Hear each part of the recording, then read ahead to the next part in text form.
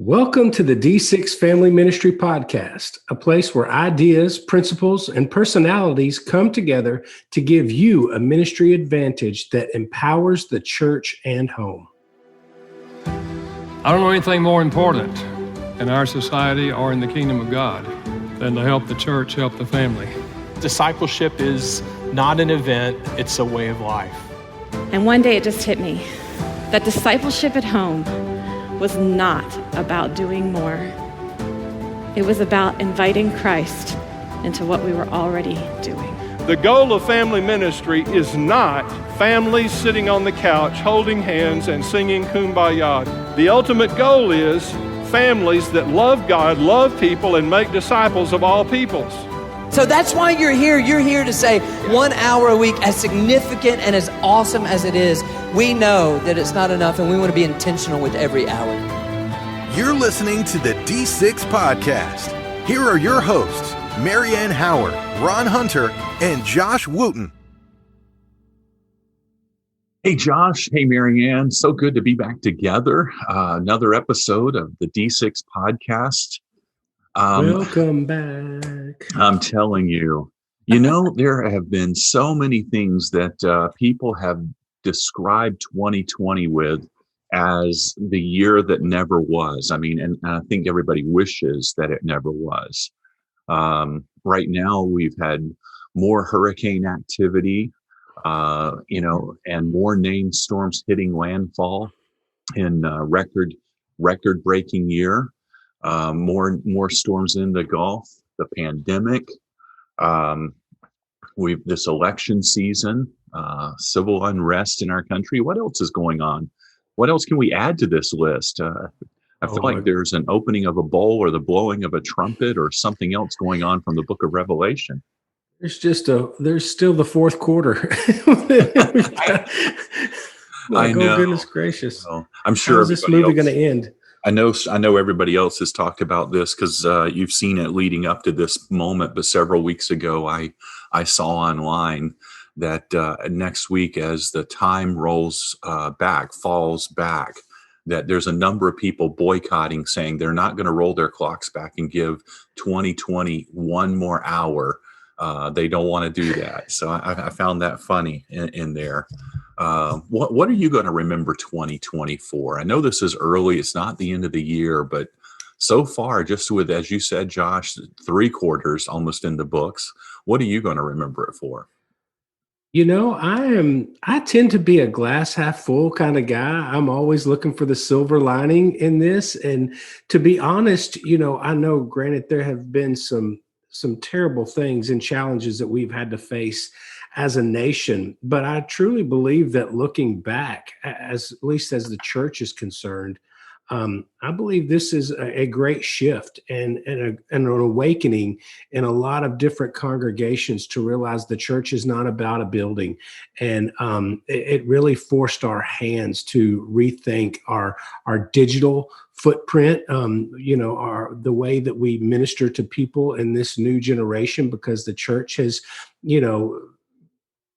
been, known for lagging behind a little bit as far as the rest of the world is concerned in many areas. And I think it is one that, in my mind, it was a big shift for us to move to empowering parents. I taught a workshop this week at a kids ministry conference, and we talked about family ministry, and several, really made the comment that, well, I'd never really thought about family ministry until the COVID struck. And then everybody was forced to figure out ways to empower parents to be the primary disciple makers of their children. And as a church leader, I've been wanting this, not wanting this particular way, but wanting that to happen. Yeah. And it really opened up a lot of opportunities to make change.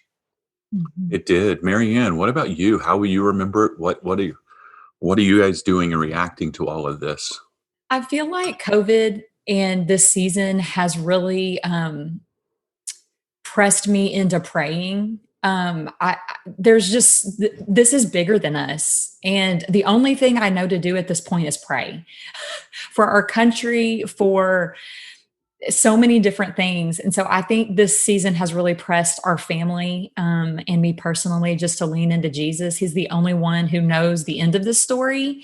And so I'm leaning into that. I think one of the things that I feel like I'm seeing in the church as a whole is the church is learning how to lament and grieve. And, I'm hearing churches are talking about mental illness, which really I think is valuable. I think the church is talking about things that they haven't talked about in a long time because of the nature of their sheep.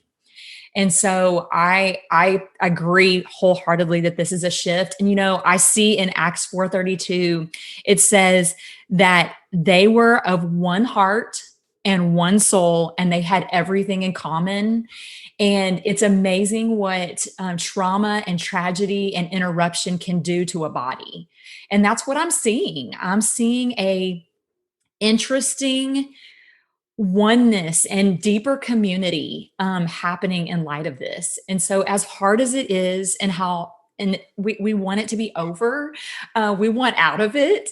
We don't like in between. We don't like being stuck on an elevator, which is how I feel like I would describe these months is we're stuck on an elevator.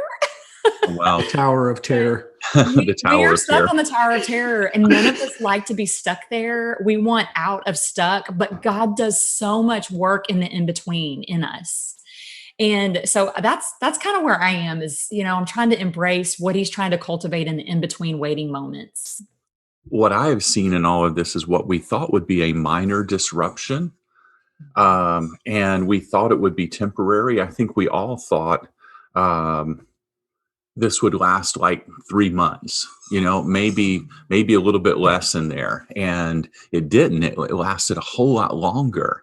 And, I really think that we thought that we could have this disruption and then get back to normal.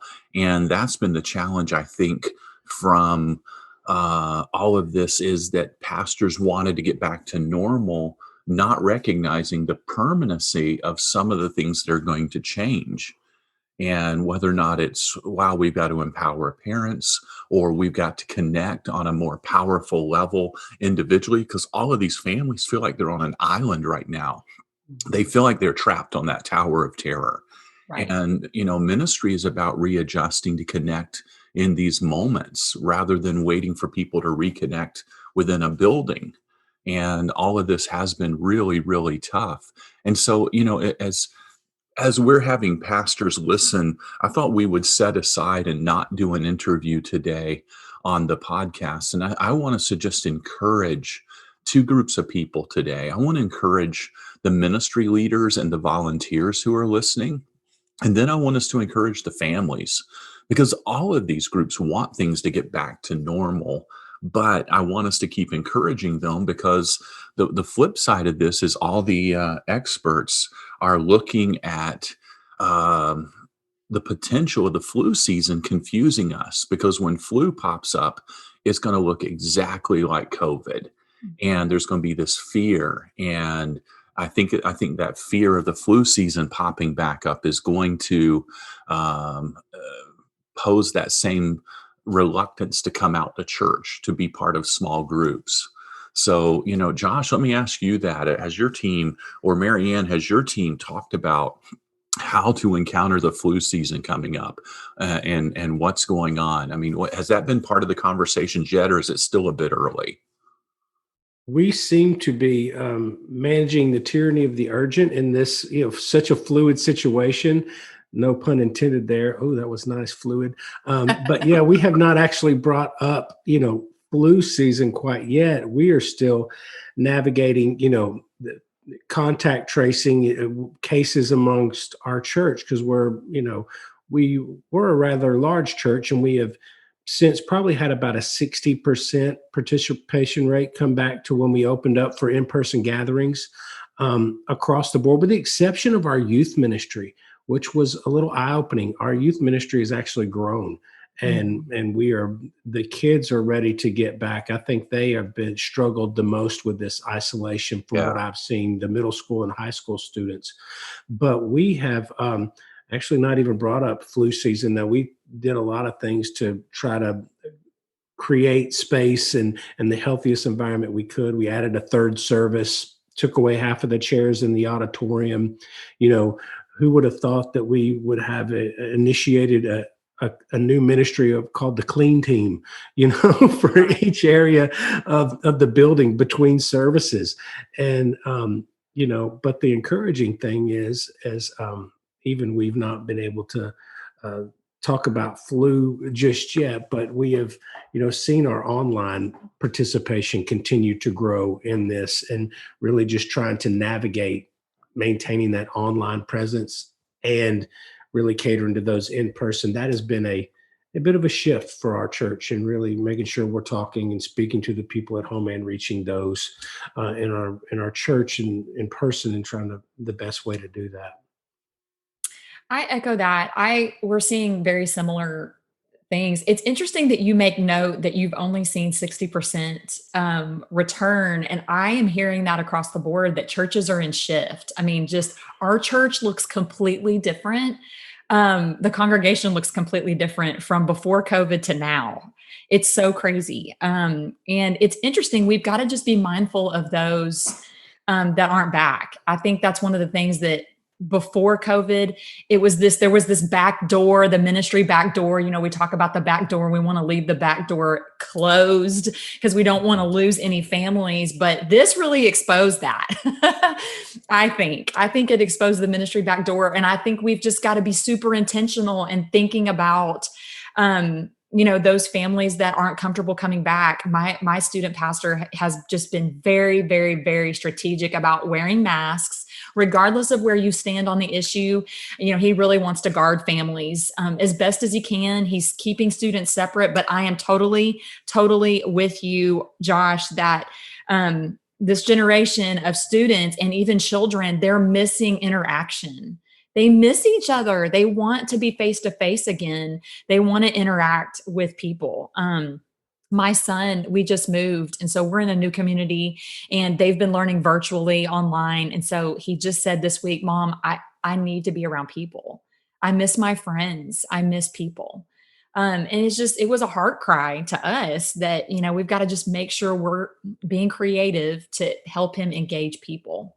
I would echo everything that Josh said about what we're navigating. And, to be honest with you, it's hard to know what's going to be happening in the next 30 days, 60 days, 90 days. And it's all the more reason why we have to lean in and trust God's next steps. I mean, this is a total faith walk. It's a faith walk.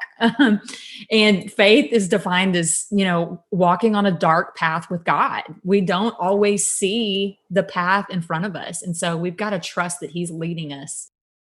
When we see the kids clamoring to be together, wanting to be together, there's also a flip side to this. At least I've noticed with my kids.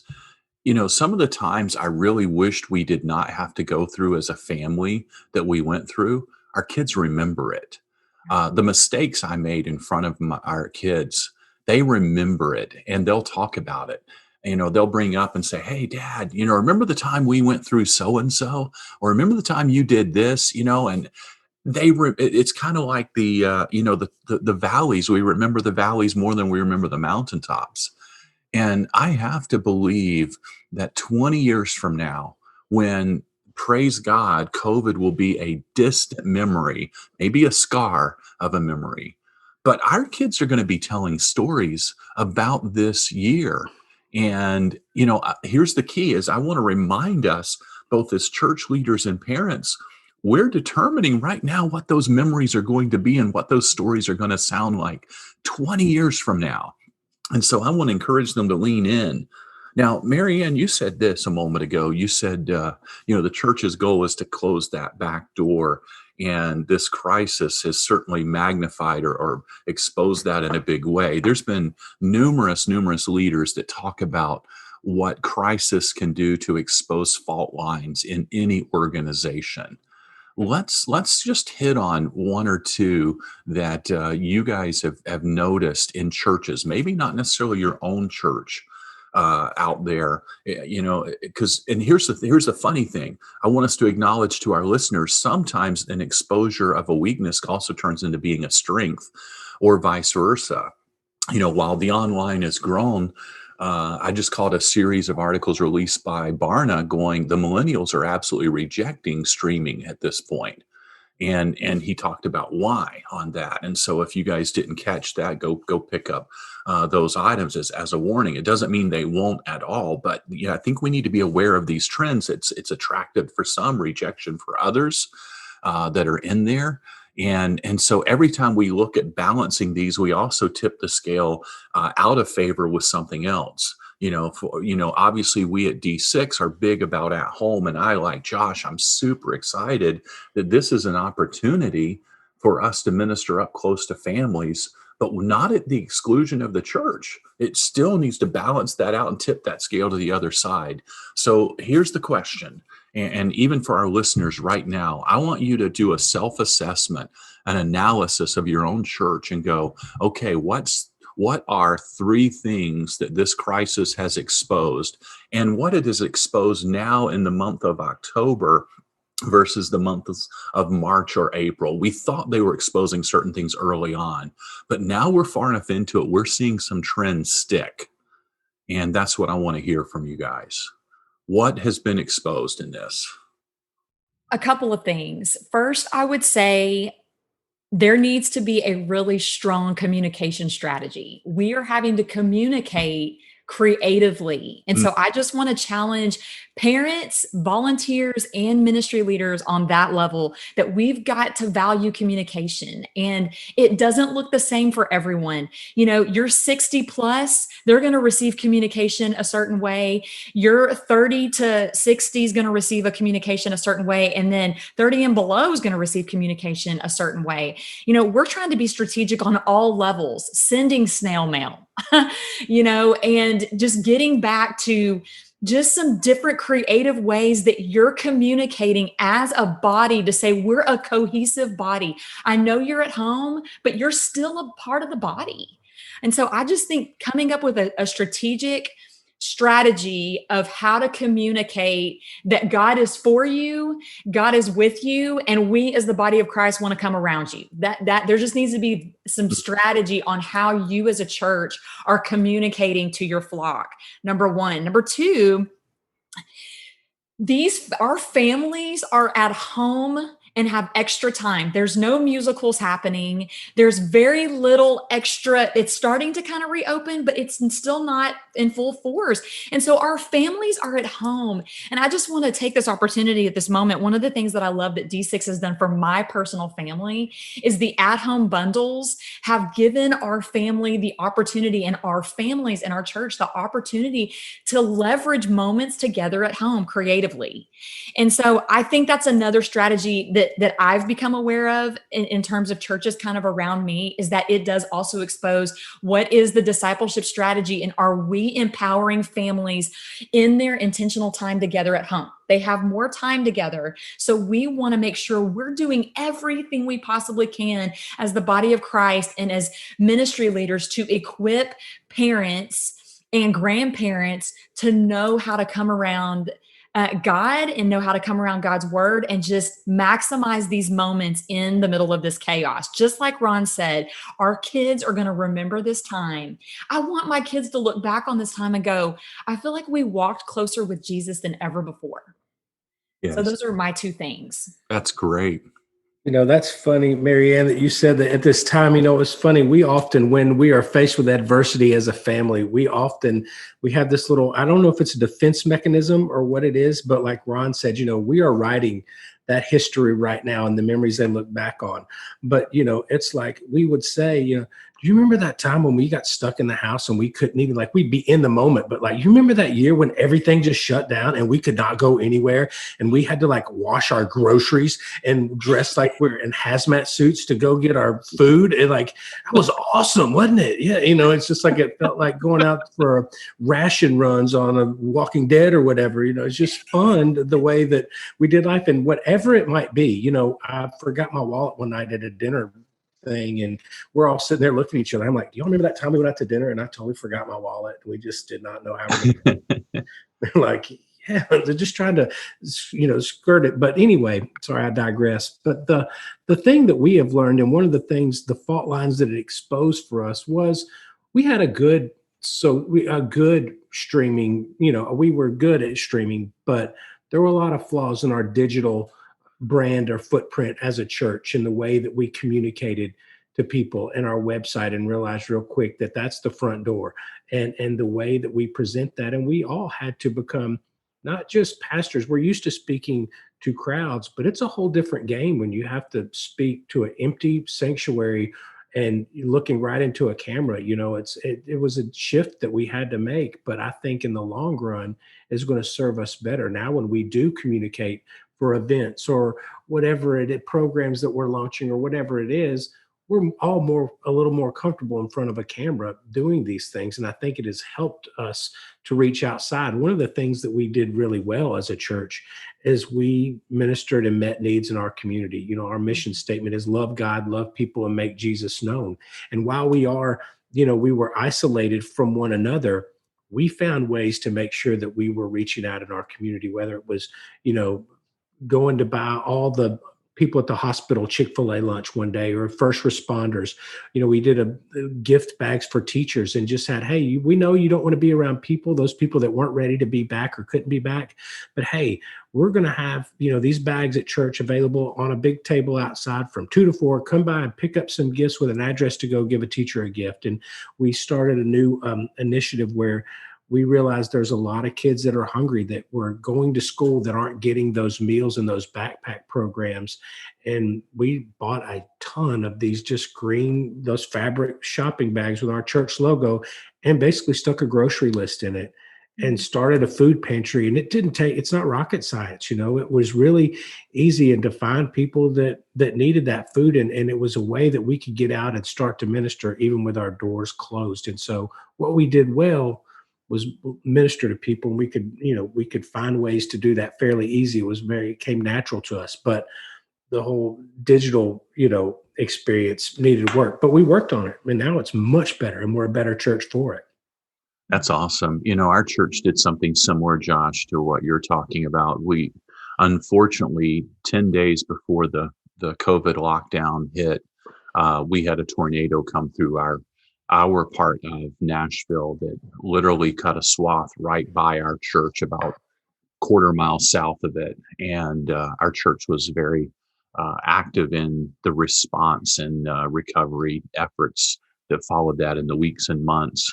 And then, like you talked about with the grocery side, our church stepped up and realized that there are a lot of school kids who are not getting lunches. And that's a big deal right now when people can't go to school, the number of families who depend on their kids being fed well. And tried to step into that moment with backpacks of snacks and things like that to go into these homes where the kids were not returning to school. And here's the thing that I'm hearing out of both of you is that none of us predicted these items. I mean, we couldn't predict what were the problems. In fact, that's going to be one of my funny takeaways in all of this. I mean, little did we know that Purell hand cleaner would become gold in the midst of all this, or toilet paper would become something that we would miss and crave in a weird way. And I've started making a list of all the things that I didn't expect to disappear. Like, I tried to buy my wife a sewing machine. She wanted to do some sewing in the midst of this, and I had to get on a 2-month waiting list to get a sewing machine. Who would have imagined this? I couldn't predict it. Recently, there was a shortage of Italian sweet cream creamer for coffee, and it disappeared off all the shelves of all the stores for a month. So that little Carnation brand in there. And one of mine that hit me, I love doing woodworking in the evenings and on weekends, and 2x4s, simple untreated 2x4s went from $2.47 to this past week, they're $8.47 at Home Depot. And it's just because of all the people doing do-it-yourself projects, it's caused a shortage in wood, and the mills are short on this. So here's the thing. When things disappear, ministry leaders, we need to recognize, while that is a problem, it is an opportunity. That's right. And this is what Marianne and Josh and our church has talked about. When things disappear, when people are going through tough times, we can bemoan what we don't have, or we can step into that moment and make a difference with it. I was on a Zoom call, and I think we're all going to rebel against Zoom at the end of this. But I was on a Zoom call with 3 other very gifted leaders about 2 weeks ago, and we were kicking around a topic. And the leaders were Dr. Richard Ross, Brian Haynes, and Rob Reno. And the four of us just hung out for an hour and kicked around one particular question just for fun. We were exploring this. And one item surfaced in the midst of this about 2/3 of the way into the conversation that I really took away from it. And that was the fact that it was mentioned that ministry leaders now have to focus on what is referred to as saturation goals rather than attainment goals. When we think about attainment, we think, oh, wow, we had X number of people in our congregation this past Sunday. And as Josh just admitted earlier, most churches are returning with 40 to 60%. He's on that upper end of that spectrum of attendance levels from pre-COVID. And so we're feeling defeated and like failures when those attainment goals are not being met. Like we're not able to do, children's ministry the way we once did it. But we got to stop thinking about attainment and start thinking about saturation. What percentage of our families are doing things at home? And we look at it and go, oh, only 30%, it's not working. No, it's working really well with 30%. Now we got to work for 35%. And we incrementally work on saturating with this participation and think more long-term. I don't need to think about my average attendance for 2020. I need to think about how many faith conversations are happening in the home in 2025. And I start building towards it now in a saturation mindset. And that's what I think that pandemics can do for us. And I'm thankful that we will be able to look back and laugh. But I also know that the reason why we can look back and laugh is because we're going to shed a lot of tears or sweat right now.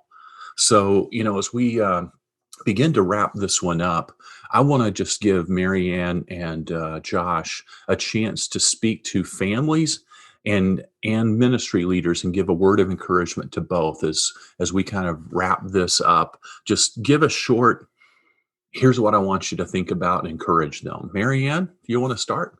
I want to just tag team what you're saying. And we have no idea how God is using these very moments, literally right now, today. And what about the quiet prodigal in the house that's been questioning the church or questioning God? And they come out of this choosing to go to church, choosing to walk with Jesus when they leave the home. I mean, we just can't minimize the work that God is doing. So I want to just encourage ministry leaders and families, stay the course, be consistent, get in God's word, have faith conversations, be consistent, press into the young moms out there. I want to just say to you, take your kid to church. I know right now, if you're going to church and some of you don't have children's ministry things and your 2-year-old's running around the sanctuary screaming and you want to pull your hair out and you don't feel like it's making a difference, I want to just tell you this is just a season and there's value in just being present and keep pressing in and trusting God with these moments. He is doing a work. We have no idea the work that he's doing, but he is doing one because his word says that he's doing one. And so stay faithful and true. And I want to just also say that ministry leaders, I want to just encourage you to make sure that you're resting and that you're being still and that you're practicing spiritual disciplines, because this is the long game. This is going to be a steady track, if you will. And I know you're tired. I know you're emotionally tired. I know you're hearing a lot of hurt and a lot of pain, and you're spending a lot of time encouraging. And so I just want to say to you, God is faithful. He is going to hold you up in this time, and spend time fighting for time at the table. That's figurative language. Feast with him. We cannot afford as ministry leaders to lead without spending time feasting with the Father. So I just want to challenge you. The way that you're going to navigate the long road is don't forsake time at the table with the Lord. Those would be my encouragements. Yes, I agree with that, Mary, because ultimately, we as leaders cannot give somebody something that we don't possess ourselves. I pray that you would do that and you would be able to serve out of the abundance and the overflow that God has poured into your life, and I know it is a discouraging time in ministry in so many areas, but I want to encourage you to celebrate the wins. look for those things that are going well, and point to them and point to Jesus, and be able to, this is one of the things that I often have to ask myself, and we may cover this in one of the podcasts coming up. But when I'm struck with challenges in leadership, or things aren't going the way that I planned, because I like rhythm, I like routine, I like to have a plan and to work the plan, and when this season has not been good for me in that way, because the pivot is the word that everybody uses. But I'm telling you that if you celebrate those wins, and in that moment be able to go, God, what are you trying to teach me? And what am I supposed to learn? And how do I grow from this situation that I'm in right now? What am I supposed to learn? And open my eyes to the things I need to learn in this challenge to make me a better leader, because it's exposing blind spots, and we all need them. Hey, we all need our blind spots exposed. And this has been something that's been really good. And remember, don't compare yourself to other ministries and what they're doing. God, I know it's easy to look on Facebook or online or see some other ministry just doing things that you're like, oh my goodness, there's no way I can keep up with that. And we're not supposed to. God has called you to your place of ministry and your role, and just, grow where you're planted. And that's all I got to say. Well, this morning we released the D6 top reads, and if you're not on that list, you should think about joining it. We send out 12 articles people need to be aware of, and one of those articles was about Churchill's posture on D-Day. And he made a list of tasks to do, and he put it on D-Day. And if you've ever visited the Churchill War Rooms, you've seen this document, and you can Google it and go out and search it. And here's what the author was saying from this article that we sent out this morning on Churchill's D-Day task list. He said, when things seem daunting and overwhelming, and you don't have a clear understanding of what the outcome's going to be, just break your day down into tasks, whether it's being in the Word, like you've been encouraged here. Look for those wins, turn challenges into opportunities, focus on saturation goals, not achievement goals. You just need to, make 10 phone calls to families in your church. Just break it down into tasks. It may not feel like that you are plotting out in complete victory over D-Day or over this pandemic or where you are. But here's the key. You don't retreat into frustration and despair. You write down everything that is demanded of you, even if you can't possibly satisfy all those obligations. Make a plan, work your plan, and be encouraged. And I'd say the same thing to families. I know you're still juggling work, whether you're doing it from home or whether or not you're doing it, commuting back and forth. But write down things you want to do with your family, that you want your family to participate in. And we can have victory over this D-Day in much the same way. Thank you all for listening. And we look forward to coming back together for our next podcast next week, where our guest will be Gene Thompson.